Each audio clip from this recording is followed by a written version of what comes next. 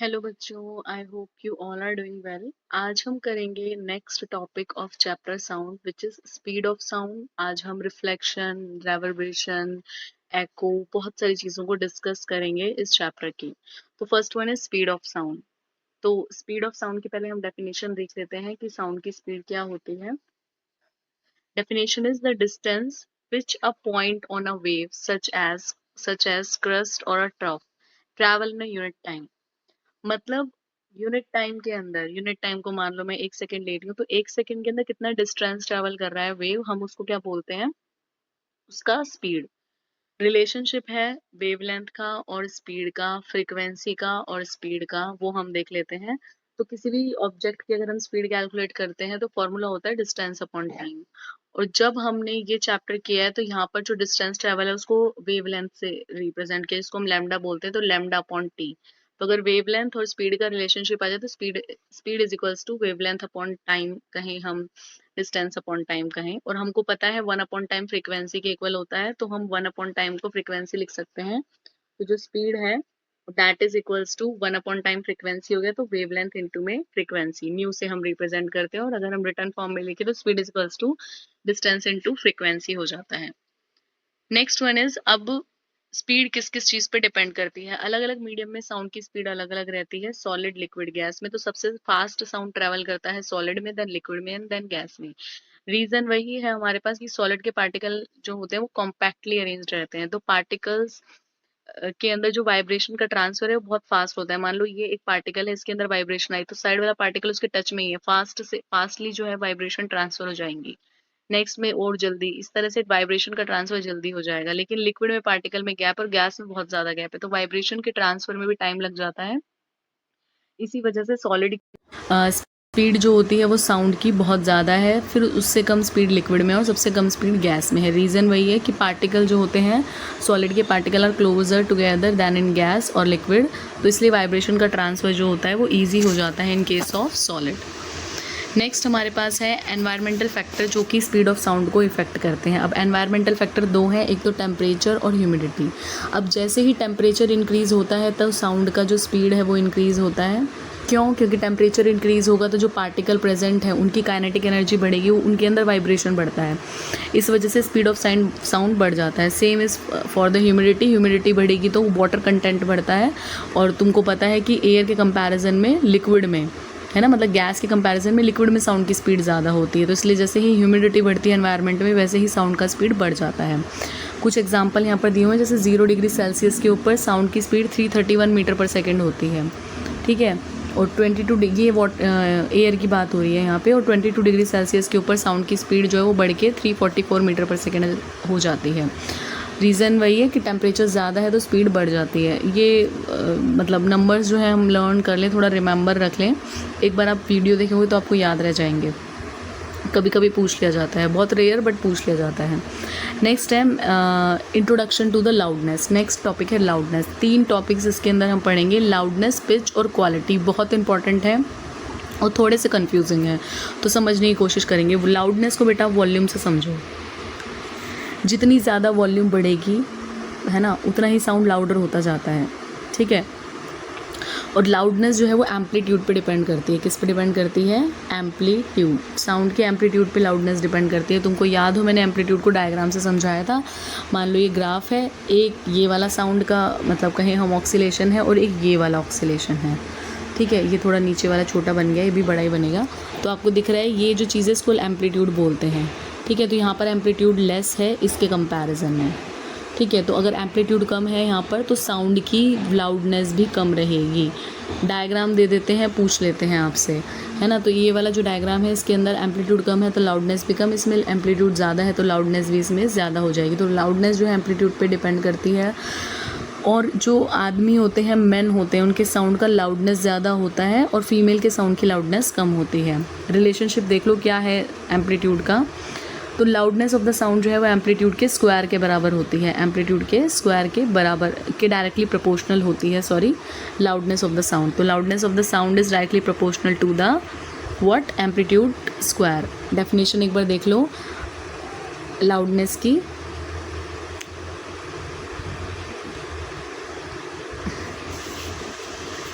Understanding sound levels, two sound produced by the same instrument or source can be differentiated by their level which refer to their loudness. क्या कह रहा है कि दो sound produce किए गए हैं सेम इंस्ट्रूमेंट से, एक ही इंस्ट्रूमेंट से दो तरह के साउंड प्रोड्यूस किए गए हैं, तो वो हम डिफरेंशिएट कर सकते हैं उन साउंड्स को उनकी लाउडनेस से, ठीक है। तो मतलब वॉल्यूम। अब लाउडनेस बहुत सारी चीज़ों पर डिपेंड करती है, एक एक फैक्टर को हम वन बाय वन डिस्कस करेंगे। फर्स्ट फैक्टर हमारे पास सबसे पहले है लाउडनेस का रिलेशन विद द डिस्टेंस। तो लाउडनेस ऑफ द साउंड जो होता है वो जैसे जैसे डिस्टेंस बढ़ता जाता है वैसे वैसे लाउडनेस ऑफ द साउंड जो है वो डिक्रीज होती जाती है, ठीक है। Loudness of the sound distance के स्क्वायर के रेसिप्रोकल होता है, तो अगर डिस्टेंस बढ़ेगा तो लाउडनेस कम हो जाती है। जैसे मान लो ये सोर्स ऑफ साउंड है, अगर जितना दूर मतलब सोर्स ऑफ साउंड रहेगा जैसे जैसे डिस्टेंस बढ़ेगा तो उसकी लाउडनेस कम होती जाती है साउंड की। नेक्स्ट हमारे पास है density of the medium. Density of the medium, अब ज्यादा डेंसर मीडियम है तो लाउडनेस बढ़ेगा क्योंकि डेंसर मीडियम के अंदर पार्टिकल पास रहते हैं। जैसे स्टील है, सबसे ज्यादा डेंसिटी है, जहाँ पर जो तीन चीजें दी हुई है एयर वाटर और स्टील में, स्टील सबसे ज्यादा डेंसर मीडियम है। तो उसके अंदर पार्टिकल की अरेंजमेंट कुछ ऐसी है, पार्टिकल बहुत पास है तो उसमें स्पीड ऑफ साउंड फास्ट रहेगा, ठीक है। वाटर के अंदर आपको पता है पार्टिकल थोड़ा गैप पे रहते हैं तो उसमें साउंड की स्पीड थोड़ी कम रहती है स्टील या किसी भी सॉलिड ऑब्जेक्ट कंपैरिजन में, और एयर के अंदर स्पीड सबसे कम रहती है। तो लाउडनेस ऑफ स्पीड डेंसिटी पे भी डिपेंड करती है, तो जितना डेंसर ऑब्जेक्ट रहता है लाउडनेस जो है वो डेंसिटी के डायरेक्टली प्रोपोर्शन, तो जितना डेंसर ऑब्जेक्ट है उतनी ही उसकी लाउडनेस रहेगी साउंड की उसमें। नेक्स्ट है सरफेस एरिया। सरफेस एरिया बढ़ेगा तो लाउडनेस ऑफ साउंड बढ़ेगा। जैसे यहाँ पर दे रखा है लार्ज सरफेस एरिया स्पीकर के अंदर, देन ड्रम के कंपैरिजन में, और फिर एक फॉग दे रखा है। तो यहाँ पर सबसे ज्यादा सरफेस एरिया ये कवर करेगा। आप नॉर्मल भी देख सकते हो, मान लो कोई भी ऑब्जेक्ट है, एक तो आप बोर्ड के ऊपर टैप कर रहे हो, ठीक है, तो या कहे अलमीरा, एक बड़ी सारी अलमीरा है उस पर हम टैप कर रहे हैं तो साउंड हमारा ज्यादा लाउडर आएगा एज कम्पेयर टू अगर हम टैप कर रहे हैं किसी भी छोटी प्लेट के ऊपर हाथ से, है ना। साउंड लाउडर क्यों आ रहा है? क्योंकि सरफेस एरिया ज्यादा है अलमीरा का as compare to a small plate, ठीक है। तो सरफेस एरिया बढ़ेगा तो लाउडनेस ऑफ द साउंड भी बढ़ेगा। नेक्स्ट हमारे पास टॉपिक है पिच। पिच को देखेंगे हम, the characteristics by which you can distinguish to sound of the same loudness. अब यहाँ पर क्या है, ऐसे दो साउंड जिनकी लाउडनेस सेम है उनके बीच में अगर हमें डिफरेंशिएट करना है तो पिच हेल्प करता है आपको डिफरेंस करने में, और जो पिच ऑफ द साउंड है वो फ्रीक्वेंसी पे डिपेंड करता है। देखो यहाँ पर दो एक डायग्राम दे रखे हैं। फ्रीक्वेंसी क्या था हमारे पास, लास्ट वीडियो में हमने डिस्कस किया, नंबर ऑफ ऑक्सीलेशन या number of vibration produce in 1 second. अब देखो यहाँ पर नंबर ऑफ वाइब्रेशन देखेंगे, एम्पलीट्यूड दोनों में सेम है, डायग्राम्स में दोनों में एम्पलीट्यूड सेम है, मतलब मीन पोजीशन से ये जो कर्व बन रहा है इसका जो मैक्सिमम हाइट है वो दोनों में सेम है, यहाँ भी सेम है और यहाँ भी सेम है, लेकिन इनके अंदर जो नंबर ऑफ ऑक्सीलेशन बन है, तो जिसमें नंबर ऑफ ऑक्सीलेशन ज़्यादा है, नंबर ऑफ वाइब्रेशन ज़्यादा है, उसकी फ्रीक्वेंसी ज़्यादा रहेगी। तो इसकी फ्रीक्वेंसी ज़्यादा है, इसकी फ्रीक्वेंसी कम है यहाँ पे, है ना। तो pitch of the sound frequency पर डिपेंड करता है, जिस ऑब्जेक्ट की फ्रीक्वेंसी ज़्यादा है उसका पिच भी ज़्यादा रहता है और जिसकी कम है उसका पिच भी कम रहता है। यहाँ पर एक क्वेश्चन आ जाता है, फीमेल जो होती हैं उनके साउंड की पिच ज़्यादा होती है। क्या ज़्यादा होती है? पिच। क्यों ज़्यादा होती है पिच? क्योंकि उनके साउंड की फ्रीक्वेंसी ज़्यादा होती है। और मेल के साउंड की लाउडनेस ज़्यादा होती है क्योंकि मेल के साउंड का एम्पलीट्यूड ज़्यादा होता है, ठीक है। तो pitch of the sound depends on the frequency and loudness of the sound depends on the amplitude. Next one is the quality of the sound. अब देखो दो कहें हम इंस्ट्रूमेंट हैं, जैसे यहाँ पर एक वायलिन और एक पियानो दे रखा है, डायग्राम जो बनाए हुए हैं, एक वायलिन और एक पियानो। मान लो दोनों साउंड का, दोनों से जो भी साउंड निकल रहा है दोनों के साउंड का एम्पलीट्यूड भी बराबर है और फ्रीक्वेंसी भी बराबर है, फिर भी हम उन साउंड्स के अंदर इजीली डिफरेंशिएट कर देते हैं। अगर हमें कानों में सुनाई दे तो हम इजीली बता सकते हैं वायलिन का साउंड है ये, पियानो का साउंड है। क्यों? क्योंकि उनकी क्वालिटी डिफरेंट है साउंड की, ठीक है। तो वो एक कंपैरिजन क्राइटेरिया क्या है, लाउडनेस भी सेम हो, पिच भी सेम हो साउंड का, फिर भी हम उनके बीच में डिस्टिंग्विश कर पा रहे हैं, that is due to the quality of the sound, ठीक है। जैसे अब यहाँ पर ये जो डायग्राम बनाया हुआ है फ्रीक्वेंसी वाला, तो वायलिन का कुछ इस तरीके का बनता है और पियानो का कुछ इस तरीके का बनता है, तो दोनों में हम इजीली डिफरेंशिएट कर पाते हैं। तो क्वालिटी ऑफ द साउंड हमें हेल्प करता है to differentiate between two such kind of a sound which have same amplitude and same frequency but still they have different quality, तो so we can differentiate them just by hearing. Next हमारे पास type of sound की हम बात करेंगे, infrasonic and ultrasonic sound. तो infrasonic sound वो होते हैं जिनकी फ्रीक्वेंसी होती है लेस देन 20 हर्ट्ज। तो infrasonic sound are the sound waves that have frequency less than 20 hertz. ये हमारा ह्यूमन रेंज, मतलब हमें नहीं सुनाई देता ह्यूमन बींग्स को, ठीक है। हम इन साउंड्स को नहीं सुन सकते। एग्जाम्पल जैसे अर्थक्वेक हो गया, एलिफेंट कम्युनिकेशन हो गई, ठीक है। वो किस चीज़ के एग्जाम्पल हैं? इंफ्रासोनिक साउंड के। नेक्स्ट है अल्ट्रासोनिक साउंड, वो वाले साउंड जिनकी फ्रिक्वेंसी 20,000 हर्ट्ज से ज़्यादा हो। ठीक है, तो अल्ट्रासोनिक साउंड क्या होते हैं? The sound wave have the frequency more than या ग्रेटर देन 20,000 हर्ट्ज, उसको हम क्या बोलते हैं? Ultrasonic sound. और ये भी हम नहीं सुन सकते हैं, जैसे मेडिकल जो इंस्ट्रूमेंट होते हैं या अल्ट्रासाउंड किया जाता है उसकी फ्रिक्वेंसी, बैट्स जो होती हैं उनका साउंड, तो ये सब क्या है? अल्ट्रासोनिक साउंड के एग्जांपल है। अब हम भाई इंफ्रासोनिक भी नहीं सुन सकते, अल्ट्रासोनिक भी नहीं सुन सकते, तो हमारा रेंज क्या है? तो ह्यूमन बींग्स जो है उनका जो हियरिंग रेंज है that lies between 20 hertz to 20,000 hertz. ये हमारी मतलब कहें हम फ्रीक्वेंसी रेंज है जिसको हम सुन सकते हैं ह्यूमन बींग। ये क्वेश्चन आ जाता है what is the Audible range of human being, तो हमारा ऑडिबल रेंज है 20 हर्ट्ज टू 20,000 हर्ट्ज। ठीक है, नेक्स्ट हमारे पास एप्लीकेशन दे रखी है इंफ्रासोनिक और अल्ट्रासोनिक साउंड की, वो हम देख लेते हैं फटाफट से। इंफ्रासोनिक साउंड को यूज़ किया जाता है नेचुरल इवेंट को डिटेक्ट करने के लिए, वोल्केनिक इरप्शन हो गया, अर्थक्वेक हो गया, उनके जो साउंड होते हैं वो आते हैं इंफ्रासोनिक साउंड की रेंज में। अल्ट्रासोनिक साउंड को मेडिसिन में, जैसे अल्ट्रासाउंड या अल्ट्रासाउंड सोनोग्राफी करवाई जाती है, उनमें breaking the kidney stone, kidney हो जाती है ना बॉडी के अंदर, तो उनको किडनी स्टोन को ब्रेक करने के लिए ये वाली जो वेव्स होती है उनको डाला जाता है, उसे किडनी स्टोन को ब्रेक कर दिया जाता है, तो उसमें यूज़ किया जाता है।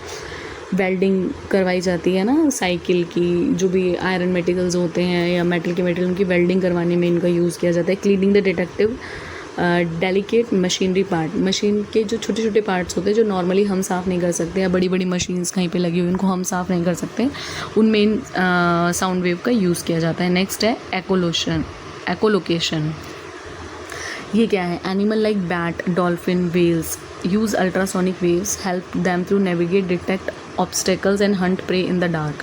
अब मान लो कोई बैट जा रही है, उसको पता करना है कि भाई आगे कोई है ऑब्जेक्ट, ऐसा तो नहीं है जो भाई मुझसे टकराए तो मुझे लग जाएगी, या जैसे पानी के अंदर वेल घूम रही है उसको देखना है, तो वो क्या करते हैं? अल्ट्रासोनिक वेव अपनी सेंड करते हैं, वहाँ से वेव टकरा के वापस आती है। अगर बीच में ऑब्जेक्ट है तो टकरा के वापस आ जाएगी, अगर ऑब्जेक्ट नहीं है तो वो वेव सीधी चली जाती है। तो उन जो एनिमल्स हैं उनको भी हेल्प करती हैं ये। नेक्स्ट है रिफ्लेक्शन ऑफ साउंड। अब बेटा जैसे लाइट का रिफ्लेक्शन होता है, सेम वैसे ही साउंड का रिफ्लेक्शन होता है। ये सरफेस एरिया है जहाँ पर साउंड वेव टकरा रही है, ये टकरा रही है इंसिडेंट वेव, ये जो टकरा के वापस जा रही है this is non as reflected wave, और ये नॉर्मल है। सेम वैसे ही इनके लॉज भी होते हैं, है ना, जो हमारे लॉज ऑफ रिफ्लेक्शन वाले लॉज है कि दोनों का एंगल ऑफ इंसिडेंस और एंगल ऑफ रिफ्लेक्शन इक्वल होता है। इंसिडेंट वेव, रिफ्लेक्टेड वेव और नॉर्मल तीनों ही लाई करती हैं सेम प्लेन में। तो वही लिखा है, ये दो लॉज हैं हमारे रिफ्लेक्शन के। और लॉ क्या है? Reflection of the sound is bouncing back of the sound wave when they hit a surface like wall, water और माउंटेन। तो वॉल, वाटर, माउंटेन से टकरा के जो साउंड वेव वापस आ रही है उसको रिफ्लेक्शन ऑफ साउंड बोलते हैं। वही दो लॉ है कि incident wave, reflected wave, normal, all three of them lie in the same plane. और ये जो दो एंगल है, एंगल ऑफ इंसिडेंस और angle of reflection, they are always equal to each other. Next topic is echo. Echo क्या होता है बेटा? गूंज। हम पहाड़ पे जा रहे हैं, बोल रहे हैं, जैसे आपने कुछ भी नाम लिया, मूवीज़ में देखा होगा, खुद ने एक्सपीरियंस किया होगा, तो हम चिल्ला रहे हैं तो वो साउंड हमारा वापस सुनाई देता है हमको, तो वो क्या है? एको।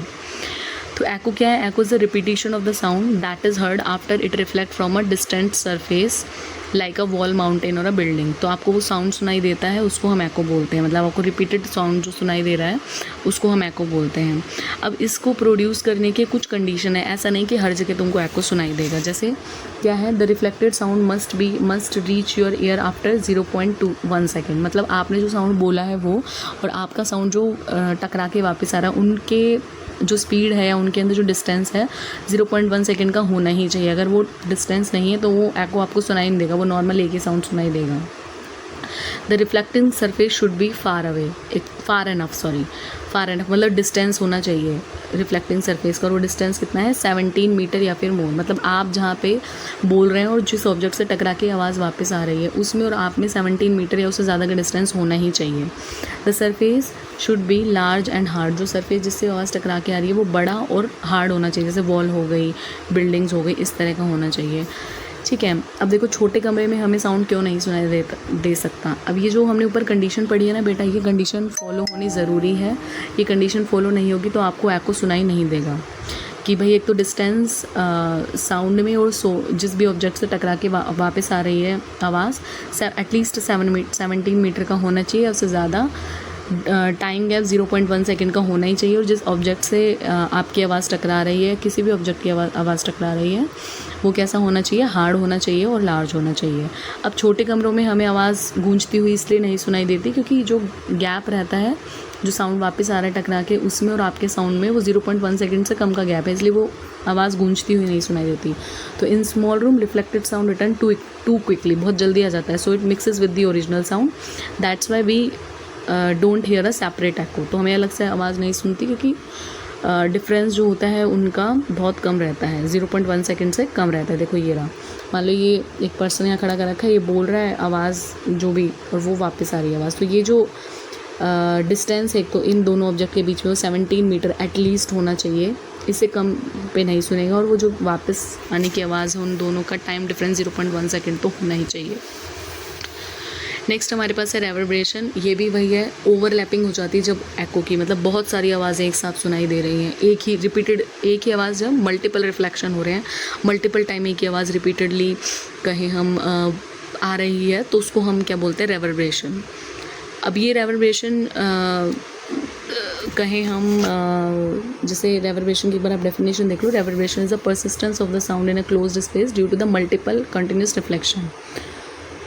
मल्टीपल और कंटिन्यूस रिफ्लेक्शन की वजह से जो साउंड रहता है उसको रेवर्बरेशन बोलते हैं। अब अगर हॉल में मूवी देखने जाते हैं, सिनेमा हॉल में या किसी बड़े रूम के अंदर, वहाँ पर अगर रेवर्बरेशन मतलब होता है ऑब्वियसली, तो उसको रोकने के लिए, अगर वो मिक्स सा साउंड सुनाई देगा तो आप जो भी मूवी देखने गए आपको क्लियरली सुनाई नहीं देगी। तो उसके लिए क्या किया जाता है, वहाँ पर वॉल्स, सीलिंग, फ्लोर इस तरह के होते हैं जो साउंड एब्जॉर्बिंग मटेरियल के बने हुए होते हैं। जहाँ पर सोफ़े लगे होते हैं वो साउंड एब्जॉर्बिंग मटेरियल के बने हुए होते हैं, ताकि वो एब्जॉर्ब कर लेते हैं साउंड को। उस वजह से आपको ऐसे आवाज़ मतलब कहीं हम मिक्स होती हुई सुनाई नहीं देती, एक ही साउंड आपको क्लियरली सुनाई देता है। तो to reduce unwanted reverberation modern halls use किए जाते हैं, साउंड एब्जॉर्बिंग पैनल्स और वॉल यूज़ किए जाते हैं, ठीक है, कुशन चेयर्स होती हैं। तो ये सब क्या है, साउंड एब्जॉर्बिंग मटेरियल, कर्टेन लगाए जाते हैं, तो उनसे साउंड एब्जॉर्ब हो जाता है और आवाज़ बहुत कहीं हम मिक्स होके सुनाई नहीं देती, नॉर्मल आपको साउंड सुनाई देता है। नेक्स्ट है हमारे पास सोनार, फुल फॉर्म है sound navigation and ranging, under water sound technology है ये। वर्किंग प्रिंसिपल क्या है इसका, सोनार का, कि एक शिप जो होता है वो सेंड करता है ultrasonic straight waves down into the sea, ये अल्ट्रासोनिक वेव सी में भेज रहा है, वहाँ से टकरा के वापस आ रहा है sound. These wave travel through the water, strike the object on the ocean floor or a submarine and then reflect back to the receiver on the ship। तो इस शिप पे वापस आता है। अब जैसे जो तो जो शिप वगैरह होते हैं उनके थ्रू ये साउंड भेजा जाता है, अल्ट्रासोनिक साउंड वेव भेजी जाती है, टकरा के वापस आती है, तो मतलब पता लग जाता है कि नीचे कोई ऐसा ऑब्जेक्ट तो नहीं है ना, कि वो मतलब नुकसान करे। जैसे सबमरीन वगैरह है, वो नीचे जाती हैं पानी के अंदर, तो वो पहले ही देख लेते हैं इस तरह की वेव्स, साउंड वेव्स भेज के, कि भाई अगर वो टकरा के वापस आए तो ऑब्वियसली नीचे कुछ ऐसा ऑब्जेक्ट है जो कि हमको नुकसान पहुंचा सकता है। नेक्स्ट वन इज, अब इसके last I think pause and ponder की क्वेश्चन ही रह गए हैं हमारे। हाँ, 3-4 क्वेश्चन है, वो देख लेते हैं हम। फर्स्ट क्वेश्चन है, you clap in an empty corridor and here an echo 0.5 second. मतलब आपको 0.5 सेकंड के बाद वो एको जो है सुनाई दे रहा है। टाइम दे रखा है यहाँ पर 0.5 सेकंड, स्पीड ऑफ साउंड दे रखा है, find your distance from the wall. अब देखो, हमने पीछे देखा स्पीड का फॉर्मूला क्या होता है, डिस्टेंस अपॉन टाइम। इस क्वेश्चन में हमको क्या दे दिया, एक तो टाइम दे दिया 0.5 सेकंड का, और हमें क्या दे दिया, speed of sound. Speed of sound दे रखा है, टाइम दे रखा है, हमें डिस्टेंस निकालना है बस, है ना। अब इस क्वेश्चन के अंदर हमसे डिस्टेंस फ्रॉम द वॉल पूछा है। अब देखो, जब हमने एको को पढ़ा था तो आपने देखा था एक पर्सन यहाँ पे खड़ा था और एक वॉल यहाँ था, तो डिस्टेंस मतलब हमसे ये वाला डिस्टेंस पूछा है ओनली। और ये जो हमारे को टाइम दे रखा है, कौन सा टाइम दे रखा है, कि मतलब आपका साउंड जा भी रहा है और आ भी रहा है, नहीं, दोनों चीजें। अब हमें डिस्टेंस सिर्फ हाफ निकालना है ना, सिर्फ आपको ये डिस्टेंस निकालना है, आपको वापस आने वाला डिस्टेंस नहीं निकालना। मतलब आपको खुद के और ऑब्जेक्ट के बीच का डिस्टेंस निकालना है, इसीलिए यहाँ पर 2 से डिवाइड किया गया है, जो भी डिस्टेंस आया है उसको, ठीक है। तो मैंने क्या बताया आपको, स्पीड क्या होता है, डिस्टेंस अपॉन टाइम। तो हम पहले नॉर्मल डिस्टेंस निकालेंगे, स्पीड इनटू टाइम करके। स्पीड है 340, टाइम है 0.5, और जो भी वैल्यू आ रही है उसको हम 2 से डिवाइड कर देंगे। नेक्स्ट हमारे पास पॉज एंड पॉइंटर का क्वेश्चन है, an experiment require echoes to arrive after at least 0.2 second, what minimum distance should be the reflecting surface to be placed. Same वही क्वेश्चन, स्पीड ऑफ साउंड आपको दिया हुआ है, और आपको यहाँ पर टाइम दिया हुआ है, डिस्टेंस निकालना है, तो जो भी डिस्टेंस की वैल्यू है उसको 2 से डिवाइड कर देना है आपको। एक सोनार से रिलेटेड न्यूमेरिकल है, sonar signal sent into the sea water return after 0.90 second, the speed of the sound कितना है 1530 metre per second, how far the object. Same वैसे ही करना है आपको। आपको ऑब्जेक्ट का डिस्टेंस पूछा है तो वही हम क्या करेंगे, स्पीड निकाल के डिस्टेंस को जो भी वैल्यू आएगी उसको 2 से डिवाइड कर देंगे डिस्टेंस को। So this is all from today's video. आप आई होप कि आपको समझ में आया हो। बेटा कुछ भी प्रॉब्लम हो you can write down in the comment box. And ये चैप्टर कंप्लीट हो गया है from my side, so please comment करके बताइए कि हम नेक्स्ट चैप्टर कौन सा स्टार्ट करें। इस चैप्टर की बुक एक्सरसाइज रह रही है, एक दिन मैं वीडियो डाल के वो बुक एक्सरसाइज भी कंप्लीट करवा दूंगी। Please do like share and subscribe my channel. Have a great day and bye bye.